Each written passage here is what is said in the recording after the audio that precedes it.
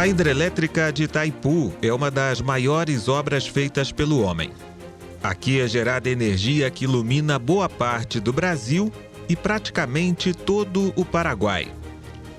Mais do que um desafio de engenharia humana, Itaipu é referência em produção de energia limpa e sinônimo de desenvolvimento sustentável. Hoje conheceremos a história da usina e os desafios que foram superados para tirar do papel uma obra desta magnitude.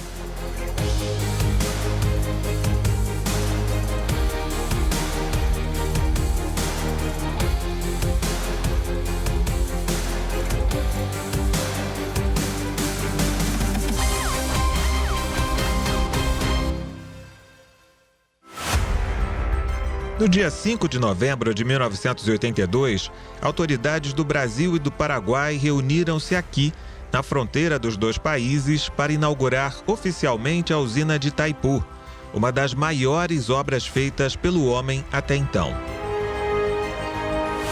Os dois presidentes do Brasil e do Paraguai, em deslocamento agora para o local da cerimônia. Dentro de instantes, já com todos aqueles que participam da cerimônia, excelentíssimos senhores, convidados especiais, embaixadores de países amigos, ministros de Estado de ambos os países, autoridades presentes, vão receber os dois presidentes.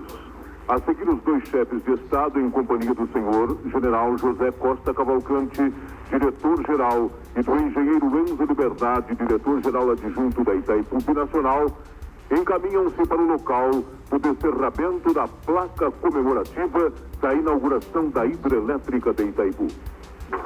En estos momentos se produce el descubrimiento de la placa conmemorativa de la inauguración de la hidroeléctrica de Itaipu. Los dos mandatarios se saludan, como asimismo los directores de Itaipu Binacional, el general Costa Cavalcanti y el ingeniero Enzo de Bernardi. As autoridades agora vão acionar o mecanismo que coloca em funcionamento as duas primeiras unidades geradoras.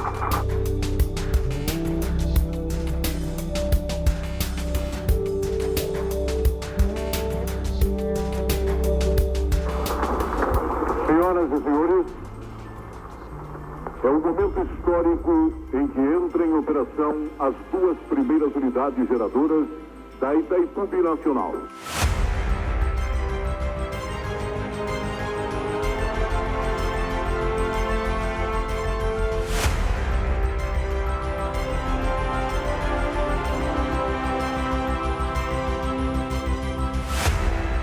Neste dia, os presidentes das duas nações abriram as comportas do vertedouro e liberaram as águas represadas do Rio Paraná.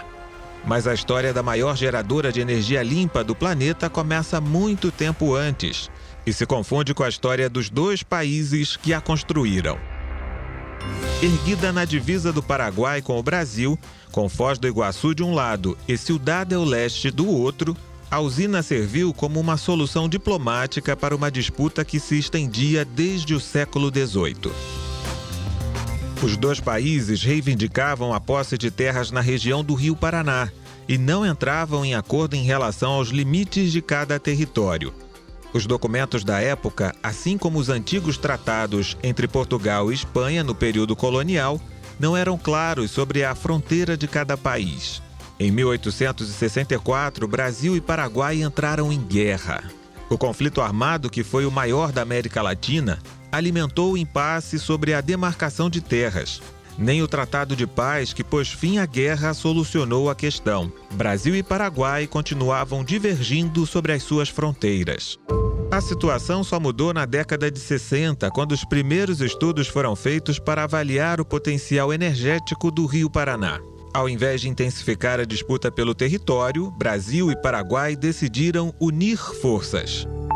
O pontapé inicial foi dado em 1966, com a assinatura da Ata do Iguaçu, documento que selou o interesse dos dois países em aproveitar os recursos do Rio Paraná e que colocava fim à disputa de terras. Um dos responsáveis pelo sucesso do acordo foi Guimarães Rosa, escritor brasileiro que também era diplomata. Chefe do setor de fronteiras do Ministério das Relações Exteriores, o autor trabalhou nos bastidores para que o acordo fosse firmado com sucesso. Como a maior parte da área em disputa seria coberta pelo lago da usina, a questão diplomática acabou superada.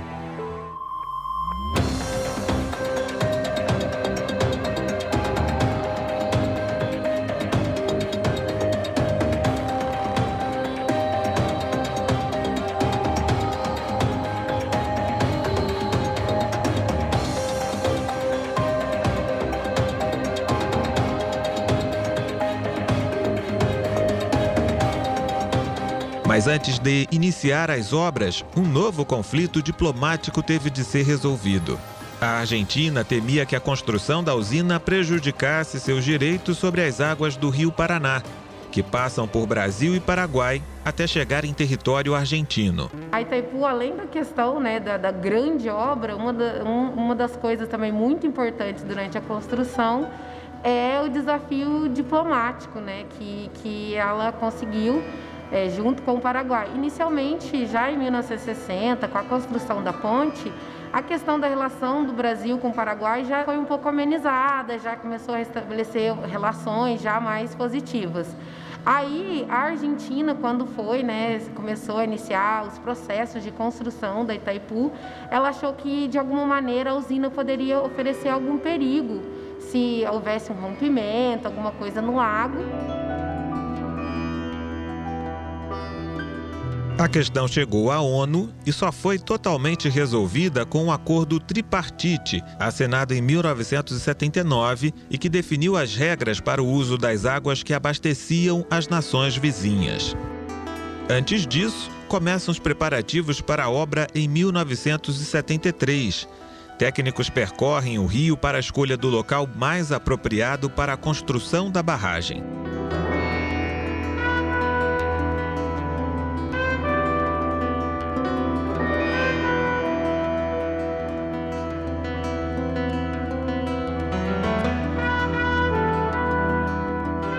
A área escolhida para a construção possuía uma pequena ilha. Seu nome, Itaipu, que em tupi significa pedra que canta. A ilha desapareceu, mas seu nome ficou marcado na história.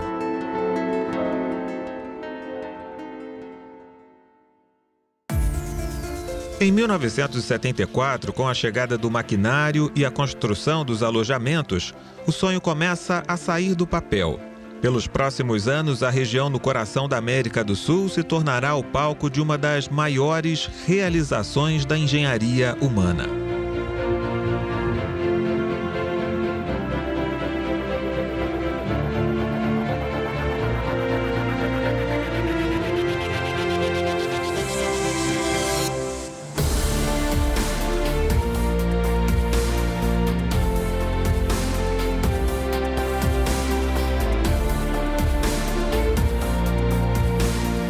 Em 1974, as obras de Itaipu mudam a rotina das cidades vizinhas. Até 1978, cerca de 9.000 moradias são construídas para abrigar funcionários. No momento mais intenso de obras, cerca de 40.000 pessoas trabalharam aqui. Em 10 anos, a população de Foz do Iguaçu passou de 20.000 habitantes para mais de 100.000. Mas antes de levantar as fundações da barragem, era preciso desviar o curso do rio.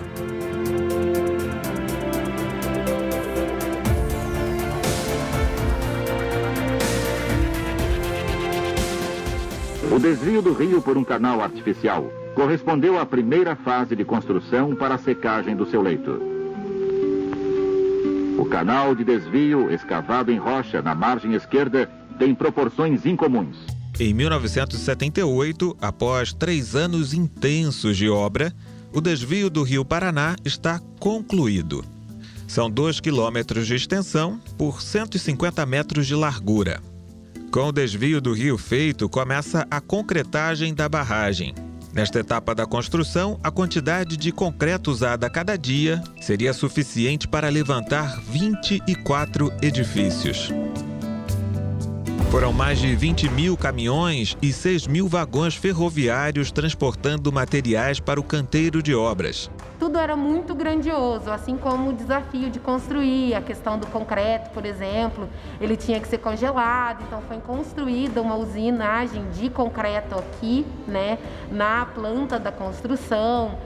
Mas tudo era um desafio, porém, eu acho que tudo foi muito bem planejado, né? Foram feitos mais de 20 estudos para escolher o tipo de barragem que ia ser feita, estudos geológicos, estudos arqueológicos, então tudo isso, claro que teve desafios, mas toda essa pesquisa que foi feita, todo esse trabalho antes da construção em si, é que garantiu, né, que durante esse processo de construção e também a contratação dos melhores profissionais. Veio muita gente, a Itaipu dava formação para essas pessoas, então muita gente se formou aqui, mas veio muita gente também que já eram barrageiros em outras usinas.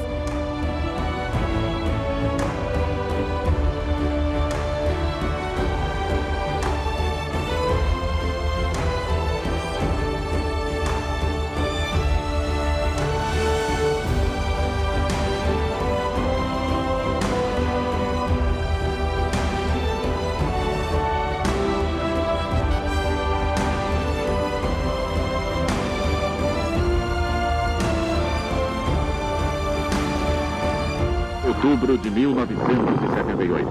A destruição dos arcos de concreto encerrou a primeira fase de construção, que durou 3 anos.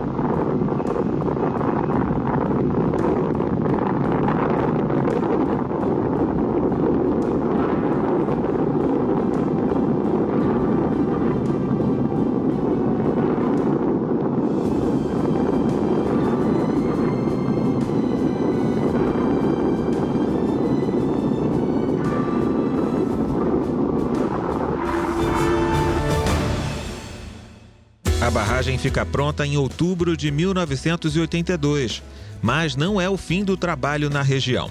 As comportas do canal de desvio são fechadas e as águas do Rio Paraná começam a ser represadas. Neste momento, uma importante operação de resgate começa.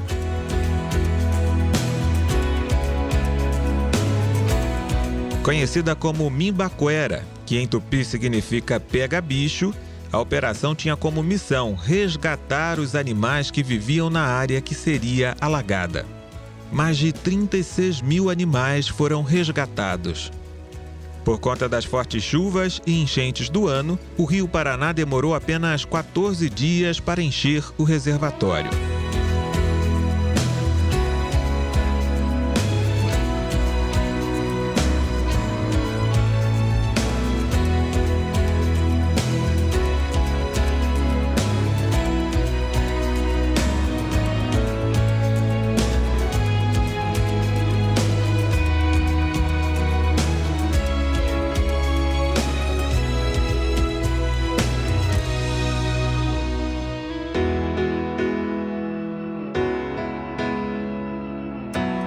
Em dezembro de 1983, a primeira turbina entra em funcionamento. 2 anos depois, em 1985, começa a venda de energia produzida na usina. Em maio de 2007, a obra está completa, com a instalação das 2 últimas unidades geradoras. Totalizando as 20 do projeto inicial, a usina bate recordes de geração de energia.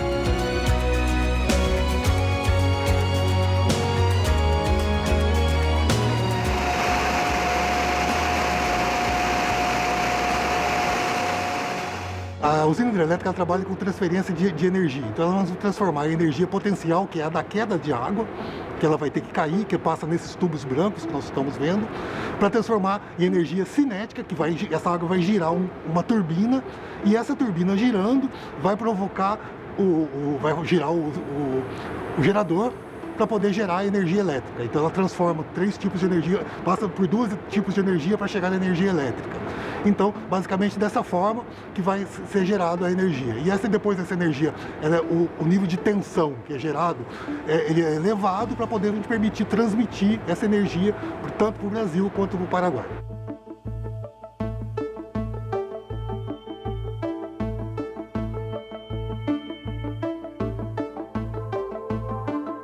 De lá para cá, foram mais de 2 bilhões de megawatts produzidos, o que se traduz em um recorde incontestável de ser a maior geradora de energia limpa do planeta.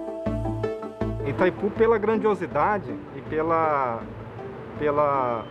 a grande quantidade de energia concentrada numa única usina, ela acaba sendo referência para o setor de engenharia em vários pontos. Por exemplo, ela é referência nas questões operacionais. A equipe de operação é muito bem conceituada, treinada constantemente. Ela é referência nos planos de manutenção. Os índices de indisponibilidade forçada, ou seja, quantidade de quebras que nós temos na usina é muito baixa. É 0,06% do tempo no ano que ela fica quebrada por uma falha. É um índice extremamente baixo, é referência nacional. E por aí vai, referência de segurança de barragem, o board que analisa a estabilidade e a segurança da barragem de Itaipu também é referência. Então as nossas equipes são demandadas constantemente para troca de experiência com outras equipes de outras empresas do setor elétrico. O que a gente pratica aqui que dá tão certo, será que eles podem ser replicados nas outras empresas com o mesmo sucesso?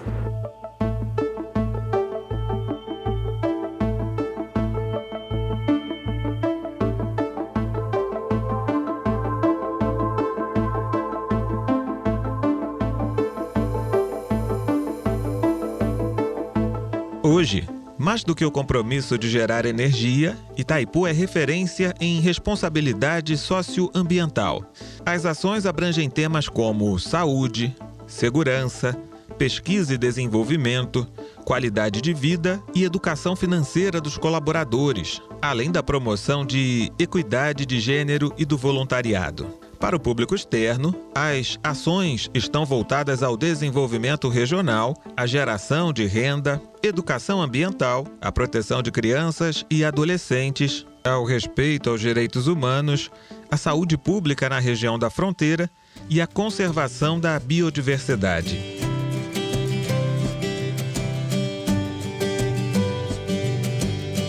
Um dos principais focos de atuação de Itaipu é o turismo sustentável. Atualmente nós temos 5 atrativos que compõem essa estrutura do Complexo Turístico Itaipu. 3 delas são centradas na atração principal, que é a usina. Então nós temos a visita panorâmica, que é um passeio pela estrutura da barragem, para você conhecer o conceito de uma barragem, como é a construção de uma barragem. Ela é uma visita contemplativa, feita em ônibus aberto, modelo Double Deck.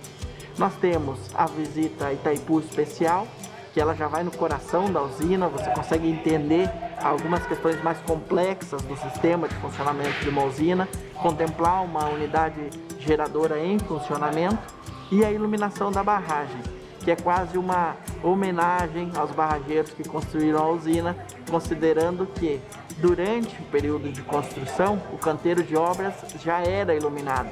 A obra não parava, trabalhava em ritmo aí frenético, dia e noite. Então, por isso, nós temos hoje a iluminação da barragem, o Itaipu Iluminado, que é um atrativo onde você consegue ver a usina em formas diferentes, né? A luz proporciona isso. Aí temos 2 outros grandes atrativos que tratam da responsabilidade de Itaipu, né? Do compromisso de Itaipu com os projetos sociais e com o entorno. O primeiro deles, o Ecomuseu, que traz esse registro histórico da região, do que nós tínhamos na região, qual foi, né, a evolução da região, desde, né, do período ainda antes da formação do lago e até hoje, quais são os trabalhos que a Itaipu faz.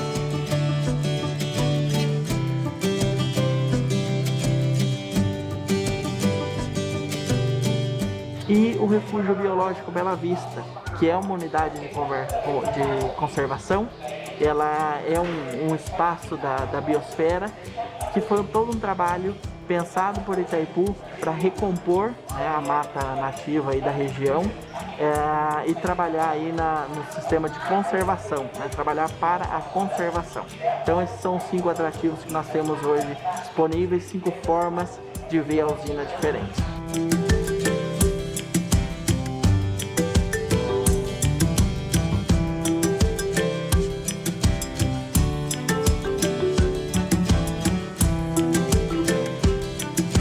Em 2019, mais de 1 milhão de turistas visitaram a hidrelétrica.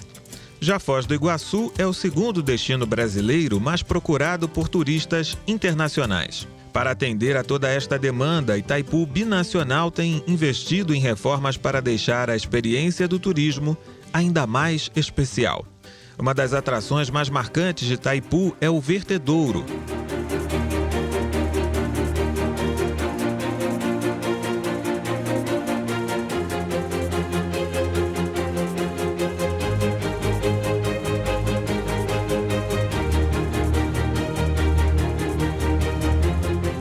A imagem de suas comportas abertas impressiona os visitantes e é parada obrigatória para fotos. Mas é preciso ter sorte para ver a força das águas descendo pelo vertedouro. Sua abertura é um evento raro e depende do nível de águas no Lago da Usina e também no Rio Paraná.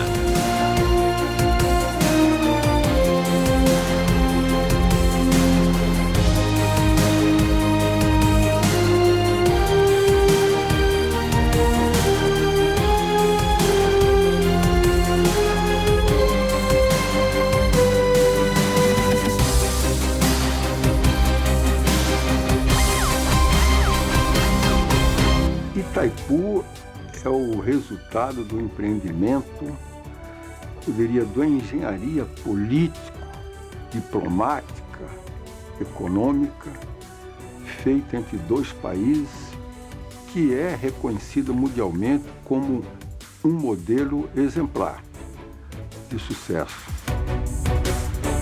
Com os projetos que incentiva, Itaipu segue olhando para o futuro, tendo o desenvolvimento sustentável como norte a ser seguido.